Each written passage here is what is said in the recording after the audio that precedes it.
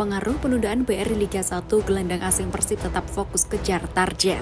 Gelandang Persib Bandung Stefano Beltrame mengaku tetap fokus mengejar target di BRI Liga 1 2023-2024. Pemain asal Italia itu sama sekali tidak terpengaruh dengan penundaan kompetisi yang sedang terjadi saat ini. BRI Liga 1 2023-2024 tengah ditunda pelaksanaannya karena PSSI dan PT Liga Indonesia baru ingin pemain muda terbaik yang dimiliki klub peserta kompetisi bisa dipanggil oleh Sintayong untuk memperkuat timnas Indonesia U23. Tim Garuda Muda akan beraksi di Piala Asia U23 2024 di Qatar mulai 15 April 2024. Namun, Sintayong membutuhkan jasa para pemain muda itu sejak 1 April 2024 dengan menggelar pemusatan latihan di Dubai, Uni Emirat Arab. Penundaan BRI Liga 1 2023-2024 mendapatkan respon pro dan kontra. Namun, bagi Stefano Beltrame, dirinya tidak akan terpengaruh dengan penundaan ini dan memutuskan untuk tetap fokus dengan targetnya bersama Persib Bandung.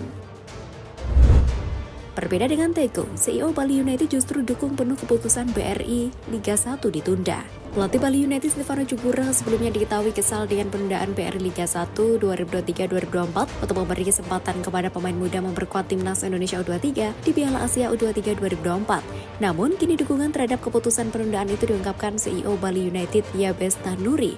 Pemusatan latihan timnas Indonesia U23 sudah mulai pada Senin 1 April 2024. Ada 28 pemain dipanggil oleh Sintayong untuk mengikuti TC yang digelar di Dubai, Uni Emirat Arab dan berlanjut dengan turnamen Piala Asia U23 2024 pada 15 April 2024. Beberapa pihak mengungkapkan protes terkait keputusan ini dianggap merugikan klub seperti yang dilakukan Persebaya Surabaya dan Persis Solo. Bahkan pelatih Bali United Stefano Cugura juga kesal, namun kekesalan yang diungkapkan Teko ternyata tidak sejalan dengan sikap manajemen Bali United. Dalam hal ini CEO klub Yabes Tanuri. CEO Bali United itu justru mendukung keputusan PSSI dan PT LIB meski bisa saja ada pembengkakan biaya operasional tim.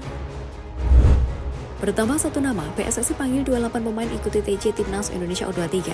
Ada penambahan pemain di skuad sementara Timnas Indonesia U23 menuju Piala Asia U23 2024. Skuad Garuda Muda yang tadinya berisi 27 pemain, kini menjadi 28 pemain. Satu pemain baru yang dipanggil ke skuad Timnas Indonesia U23 adalah Nathan Juaon. Pemain yang berposisi sebagai bek kiri itu diharapkan bisa memberikan tambahan kekuatan bagi Garuda Muda. Skuad Timnas Indonesia akan segera terbang ke Uni Emirat Arab. Mereka akan menggelar pemusatan latihan TC selama 10 hari di negara tersebut. Skuad Timnas Indonesia U23 tak hanya berlatih di unit Emirat Arab, mereka juga akan menjalani 2 laga uji coba dari 2 negara yang dipastikan akan menjadi lawan tanding Timnas Indonesia U23 selama menjalani TC tersebut. Mereka adalah Arab Saudi dan Uni Emirat Arab. PSIS Semarang alami kerugian ratusan juta imbas penundaan kompetisi BRI Liga 1. Manajemen PSIS Semarang menanggung sejumlah kerugian akibat keputusan PSSI dan PT LIB menunda kompetisi BRI Liga 1 2023-2024 untuk kepentingan Piala Asia U23 2024. Kebijakan ini diambil karena munculnya banyak penolakan dari klub-klub peserta BRI Liga 1 yang menolak melepas pemainnya memenuhi panggilan Timnas Indonesia U23 karena agenda di luar FIFA Matchday. Jika merujuk jadwal awal, PSIS Semarang dijadwalkan melakoni laga tandang melawan PSM Makassar pada pekan ke-31 BRI Liga 1 2023-2024 di Stadion Batakan, Balikpapan, Rabu 3 April 2024. Manajer operasional PSIS Wisnu Adi mengakui bahwa kebijakan ini meninggalkan kerugian besar bagi timnya, sebab manajemen sudah terlanjur membeli tiket perjalanan pulang pergi untuk melakoni laga tandang di markas PSM Makassar. Pelajar rasialisme menimpa Privat Marga. Supporter desak kasus dibawa ke jalur hukum. Di balik kemenangan krusial Bali United atas Persija Jakarta dalam pekan ke-30 BRI Liga 1 2023-2024, ternyata ada kejadian yang tidak mengenakan yang menimpa winger Bali United berpaspor Kamboja, Privat Marga. Privat Marga mendapatkan perlakuan rasialis di akun Instagramnya dari oknum supporter pada Minggu 31 Maret 2024. Bukan hanya satu tindakan rasisme, tetapi 2 sekaligus di pesan singkat Instagram. Di kolom komentar pun hujatan bernada rasis juga menimpa Privat Marga. 2 akun tersebut bernama @godai dan @ardiansyahfebi. Bahkan 2 akun ini langsung memberikan pesan rasis di 2 akun Instagram aktif Privat Marga, di @privatmarga dan Privat Mychat. Kata-kata yang tidak pantas dilontarkan Ardiansyahfebi, bahkan akun tersebut mengancam akan membunuh Privat Marga di Jakarta. Rasialisme ini langsung dikecam manajemen Bali United melalui unggahan di Instagram resminya. Supporter meminta rasisme yang ditunjukkan kepada Privat Marga bisa diusut tuntas, bahkan wajib dibawa ke jalur hukum karena sudah dianggap sebagai ancaman pembunuhan dan bukan hanya rasisme. Proses naturalisasi Calvin Verdong rupanya sudah berjalan. Daftar pemain keturunan yang akan dinaturalisasi untuk timnas Indonesia sepertinya akan bertambah. Calvin Verdong menjadi nama terbaru yang sedang menjalani proses naturalisasi. Calvin Verdong adalah pemain yang memiliki garis keturunan Indonesia. Sang ayah berasal dari Meulaboh Aceh, sedangkan ibunya dari Belanda. Calvin Verdong mengaku sudah lama berpikir untuk bisa memperkuat timnas Indonesia. Pemain yang akan segera berusia 27 tahun itu menyebut saat ini proses naturalisasinya sudah dimulai. Calvin Verdong menyebut proses naturalisasinya sedang diurus, namun pemain NEC Nijmegen itu enggan menjelaskan detail naturalisasi itu. Satu hal yang pasti, Calvin Verdong terlihat tidak sabar untuk bisa segera memperkuat timnas Indonesia. Jiwa kepemimpinan JICS dipuji legenda timnas Indonesia. Penampilan bek naturalisasi timnas Indonesia JICS saat 2 kali menghadapi timnas Vietnam pada laga grup F kualifikasi Piala Dunia 2026 zona Asia mendapat pujian dari banyak pihak. Aksi-aksi JICS di atas lapangan memang sukses membius pecinta timnas Indonesia. Kehadirannya di jantung pertahanan sukses membantu skuad Merah Putih mengukir 2 kemenangan plus bobol. Mantan bek timnas Indonesia Hamka Hamzah memberikan apresiasi atas penampilan apik JICS.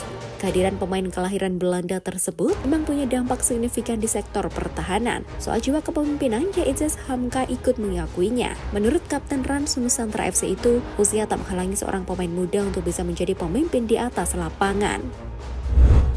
Gelandang PSBS Biak sebut kualitas pemain naturalisasi 11-12 dengan pemain lokal. Gelandang PSBS Biak Muhammad Tahir terang-terangan menyebut kualitas pemain naturalisasi 11-12 dengan pemain lokal. Ia pun optimis jika pemain naturalisasi diadu dengan pemain lokal yang akan memenangkan pertandingan. Banyaknya pemain naturalisasi membuat Muhammad Tahir angkat bicara. Ex-gelandang Persipura Jayapura ini mengatakan terlalu banyak pemain naturalisasi di skuad Garuda saat ini. Ia prihatin karena banyaknya pemain naturalisasi, otomatis menggerus potensi pemain lokal. Muhammad Tahir mengatakan percuma ada kompetisi jika skuad timnas Indonesia justru diisi pemain naturalisasi. Media Vietnam lagi-lagi puji Tom Haye.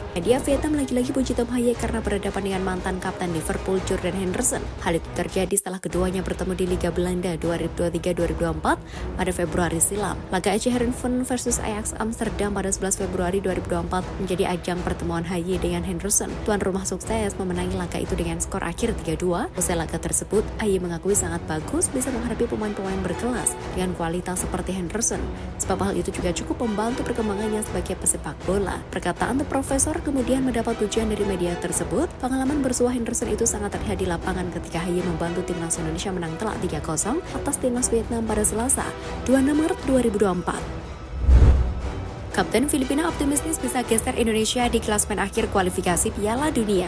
Kapten timnas Filipina Neil Etheridge optimistis The As-Class bisa menggeser peringkat timnas Indonesia di klasemen sementara grup F putaran kedua kualifikasi Piala Dunia 2026 zona Asia. Sikap optimistis itu disampaikan kiper berusia 34 tahun itu usai Filipina digilas Irak dengan skor telak 0-5 pada match di keempat kualifikasi Piala Dunia 2026 di Stadion Rizal Memorial, Manila, Filipina, Selasa 26 Maret 2024. Timnas Filipina masih menyisakan 2 laga lagi di grup F, babak kedua kualifikasi Piala Dunia 2026 zona Asia. Mereka akan menghadapi 2 laga tandang, masing-masing melawan Vietnam pada 6 Juni dan timnas Indonesia pada 11 Juni 2024. Untuk sementara The As-Class menghuni dasar klasemen grup F, putaran kedua kualifikasi Piala Dunia 2026 zona Asia. Armada Tom Saintfiet itu baru memetik 1 angka dari 4 pertandingan yang sudah dijalani. 1 poin itu didapat ketika menahan imbang timnas Indonesia dengan skor 1-1 pada 21 November 2023. Sementara sisanya kalah dari Vietnam dan 2 kali dibekuk Irak.